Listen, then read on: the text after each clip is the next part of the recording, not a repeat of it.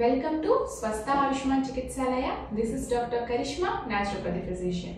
ఈ రోజు ఈ వీడియోలో ఇంటర్మీడియట్ ఫాస్టింగ్ యొక్క ఇంపార్టెన్స్ గురించి తెలుసుకుందాం. ఇంటర్మీడియట్ ఫాస్టింగ్ అంటే మధ్యలో ఫుడ్ ని రెస్ట్రిక్ట్ చేయడము లేదా క్యాలరీస్ ని రెస్ట్రిక్షన్ చేయడం అన్నమాట. ఫుడ్ అనేది మన బాడీకి చాలా అవసరం. అది ఒక ఫ్యూయల్ లాగా పనిచేస్తూ ఉంటుంది. కానీ ఇట్ షుడ్ బి లిమిటెడ్ అన్నమాట. మనం ఫుడ్ అనేది తీసుకున్నప్పుడు అది డైజెస్ట్ అయ్యి మెటబలైజ్ అయ్యి క్యాలరీస్ బర్న్ చేయడానికి కొంత సమయం అంటూ పడుతుంది. కానీ మనం దానికి గ్యాప్ ఇవ్వకుండా వెంటనే తినేస్తున్నాం. దీనివల్ల ఫుడ్ అనేది సరిగ్గా డైజెస్ట్ అవ్వకపోవడమే కాకుండా మన బాడీకి న్యూట్రియంట్స్ కూడా సరిగ్గా పడవన్నమాట. చాలా రకాల పొల్యూషన్స్ నుంచి అంటే ఎయిర్ పొల్యూషన్ నుంచి, ఫుడ్ నుంచి, ఆ ఫుడ్లో ఉన్న షుగర్స్ నుంచి, స్మోకింగ్ నుంచి, ఆల్కహాల్ నుంచి ఈ పొల్యూటెంట్స్ అనేవి మన బాడీలోకి వెళ్ళినప్పుడు మన బాడీలో ఇన్ఫ్లమేషన్స్ అనేవి స్టార్ట్ అవుతూ ఉంటాయి. ఈ ఇన్ఫ్లమేషన్స్ కనుక ప్రొలాంగ్ అయితే డిఫరెంట్ హెల్త్ ఇష్యూస్ అనేవి మనం ఫేస్ చేయాల్సి వస్తుంది. సో ఈ ఇన్ఫ్లమేషన్స్ని తగ్గించుకోవడానికి ది బెస్ట్ ఏంటి అంటే ఇంటర్మీడియట్ ఫాస్టింగ్ చేయడము. ఈ ఇంటర్మీడియట్ ఫాస్టింగ్ అనేది డిఫరెంట్ వేస్లో చేస్తూ ఉంటారు. అందులో ఒకటి ఏంటి అంటే 16:8 hours ఫాస్టింగ్ అనమాట. అంటే 8 hours ఏమో eating time, 16 hours fasting time అనేది ఉంటుంది. ఇంకొకటి 5:2 అంటే ఇందులో వీక్లో 5 days అనేది కెలరీ రెస్ట్రిక్షన్ చేసి ఫాస్టింగ్ చేస్తూ ఉంటే 2 days అనేది కంప్లీట్గా ఫాస్టింగ్లో ఉంటూ ఉంటాము. ఇంకొకటి ఆల్టర్నేట్ ఫాస్టింగ్ అని చేస్తూ ఉంటాము. అంటే ఒకరోజు ఫుడ్ తీసుకోవడం, నెక్స్ట్ రోజు ఫుడ్ మానేయడం అనమాట. ఇలాగా different types of intermediate fasting అనేది చేస్తూ ఉంటారు. కానీ అన్నిటికంటే నేను సజెస్ట్ చేసే ఫాస్టింగ్ ఏంటి అంటే 16:8 hours ఫాస్టింగ్ అనమాట. సో ఈ 16:8 hours ఫాస్టింగ్లో నేను చెప్పినట్టు 8 hours అనేది ఈటింగ్ టైం ఉంటుంది, 16 hours అనేది కంప్లీట్గా ఫాస్టింగ్ టైం అనేది ఉంటుంది అనమాట. ఇంటర్మీడియట్ ఫాస్టింగ్ స్టార్ట్ చేసే ముందు కొన్ని ప్రీ మెజర్స్ లాగా స్టార్ట్ చేస్తూ ఉంటాము. అంటే ఫాస్టింగ్ స్టార్ట్ చేసే 2-3 days ముందే ఫుడ్ క్వాంటిటీ అనేది తగ్గించుకుంటూ రావడము, ఇంకా ఇంటర్మీడియట్ ఫాస్టింగ్ స్టార్టింగ్ స్టేజ్లో వాళ్ళకి బ్రీతింగ్ ఎక్సర్సైజెస్ అనేది సజెస్ట్ చేస్తూ ఉంటాము. ఈ బ్రీతింగ్ ఎక్సర్సైజెస్ ప్రాణాయామ చేయడం వల్ల మనకి ఇంటర్మీడియట్ ఫాస్టింగ్ నుంచి వచ్చే బెనిఫిట్స్ డబుల్ అవుతాయన్నమాట. వన్స్ ఈ ఇంటర్మీడియట్ ఫాస్టింగ్ అలవాటు పడిన తర్వాత ఫిజికల్ యాక్టివిటీస్ అంటే యోగా కానివ్వండి, ఎక్సర్సైజ్ కానివ్వండి, ఈ ఫాస్టింగ్తో పాటు ఈ ఫిజికల్ యాక్టివిటీస్ చేయడం వల్ల ట్రిపుల్ ఎఫెక్ట్స్ అనేవి వస్తూ ఉంటాయి. ఏదైతే 8 hours ఈటింగ్ టైం ఉందో ఆ ఈటింగ్ టైంలో కూడా వీళ్ళకి లైట్ ఫుడ్ని, ఈజీగా డైజెస్ట్ అయ్యే ఫుడ్ని, మంచిగా న్యూట్రిషన్ ఉన్న ఫుడ్ని తీసుకోమని సజెస్ట్ చేస్తూ ఉంటాము. సో ఇందులో మోస్ట్లీ వీళ్ళు 2 meals అనేది తీసుకునేలాగా చెప్తూ ఉంటాము. అంటే ఫస్ట్ మీల్ వచ్చేసరికి రా డైట్ కానివ్వండి, ఫ్రూట్ డైట్ కానివ్వండి, ఇలాగ ఎక్కువగా తీసుకోమని చెప్తూ ఉంటాము. సో ఎందుకంటే ఈ ఫాస్టింగ్ టైంలో ఈ ఫ్రూట్స్ రా డైట్ తీసుకోవడం వల్ల అందులో ఉన్న న్యూట్రియంట్స్ అనేవి కంప్లీట్గా బాడీలోకి అబ్జర్వ్ అయిపోతాయి. సెకండ్ మీల్ అనేది నార్మల్గా మనం తీసుకునే ఫుడ్ అనేది తీసుకోమని చెప్తూ ఉంటాము. బట్ ఇక్కడ క్వాంటిటీ షుడ్ బి రెస్ట్రిక్టెడ్. మనం దాన్ని అబ్జర్వ్ చేసుకుంటూ తినాలన్నమాట. ఇంటర్మీడియట్ ఫాస్టింగ్ని 2 to 3 months ఎలాంటి బ్రేక్ లేకుండా కంటిన్యూస్గా ఫాలో అయినట్లయితే మనకి ది బెస్ట్ రిజల్ట్స్ అనేవి వస్తూ ఉంటాయి.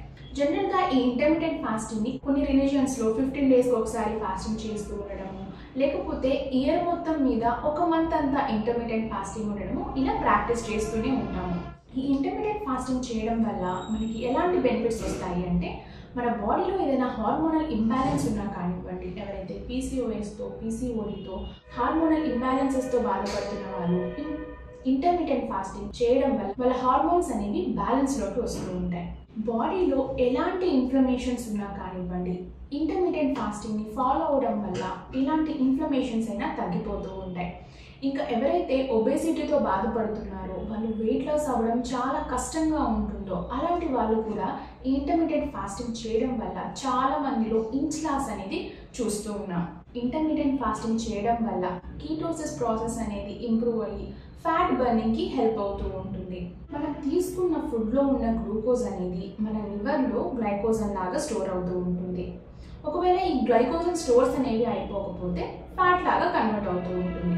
మనం గ్యాప్ ఇవ్వకుండా ఇలాగా వెంటనే తినేస్తూ ఉంటే మనకి ఇన్సులిన్ రెసిస్టెన్స్ ఇంకా ఫ్యాటీ లివర్ వచ్చే ఛాన్స్ ఉందన్నమాట.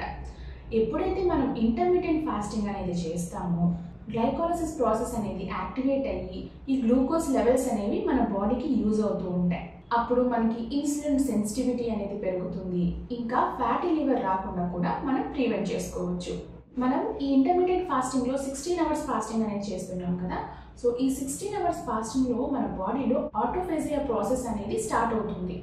ఈ ఆటోఫేజీ ప్రాసెస్ అంటే ఏంటి అంటే మన బాడీలో ఏదైనా డెడ్ సెల్స్ కానివ్వండి, డెడ్ ప్రోటీన్స్ కానీ ఉన్నట్లయితే ఈ ఆటోఫేజీ ప్రాసెస్ ద్వారా ఇవన్నీ కూడా మన బాడీ నుంచి రిమూవ్ అయిపోతాయి. క్యాన్సర్తో బాధపడుతున్న వాళ్ళు ఇంటర్మీడియట్ ఫాస్టింగ్ చేయడం వల్ల వాళ్ళలో ఈ ఆటోఫేజీ ప్రాసెస్ స్టార్ట్ అవ్వడం వల్ల ఏదైతే అబ్నార్మల్గా ఎక్సెసివ్గా ప్రొడ్యూస్ అవుతున్న సెల్స్ అన్ని కూడా డిస్ట్రాయ్ చేయొచ్చు.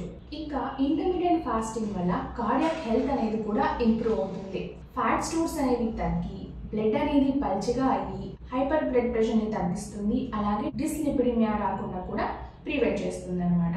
అలాగే ఈ ఇంటర్మీడియట్ ఫాస్టింగ్ వల్ల మన ఏజింగ్ ప్రాసెస్ని కూడా తగ్గిస్తుంది. అంటే మన ఫిజికల్ ఏజ్ని కూడా తక్కువగా కనిపించేలాగా చూస్తుంది అనమాట. మనం ఈ ఇంటర్మీడియట్ ఫాస్టింగ్ చేసేటప్పుడు కొన్ని ఇబ్బందులు అనేవి ఎదురవుతూనే ఉంటాయి. అంటే ఆకలి వేయడము, నీరసంగా ఉండడం, ఇవన్నీ మనం ఫేస్ చేస్తూనే ఉంటాం. కానీ ఈ ఆకలి అనేది ట్రూ హంగరా లేకపోతే ఫాల్స్ హంగరా అనేది మనం కన్సిడర్ చేసుకోవాలి. మనకి ఆకలి అనేది 15 మినిట్స్ కంటే ఇంకా ఎక్కువసేపు ఉంటే కనుక అది ట్రూ హంగర్ అని అర్థం. అలా కాకుండా 5 మినిట్స్కి ఒకసారి లేకపోతే 10 మినిట్స్కి ఒకసారి ఆకలి వస్తూ పోతూ ఉంటే అది ఫాల్స్ హంగర్, క్రేవింగ్ అని మనం అర్థం చేసుకోవాలన్నమాట.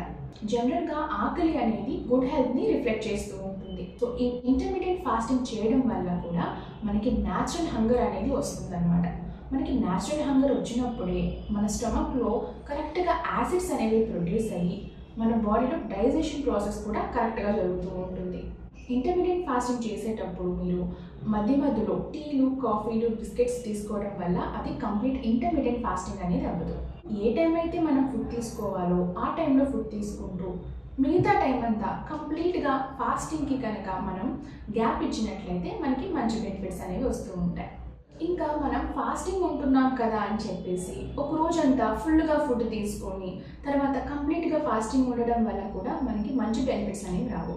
నేను ఎలా అయితే చెప్పానో ఫాస్టింగ్ స్టార్ట్ చేసే ముందు లైట్గా ఫుడ్ తీసుకుంటూ క్వాంటిటీ అనేది తగ్గించుకుంటూ రావడము, ఇంటర్మీడియట్ ఫాస్టింగ్ మధ్యలో కూడా లైట్ ఫుడ్ తీసుకొని న్యూట్రిషన్ ఫుడ్ అనేది తీసుకుంటూ చేయడం వల్ల మనకి మంచి బెనిఫిట్స్ అనేవి వస్తూ ఉంటాయి.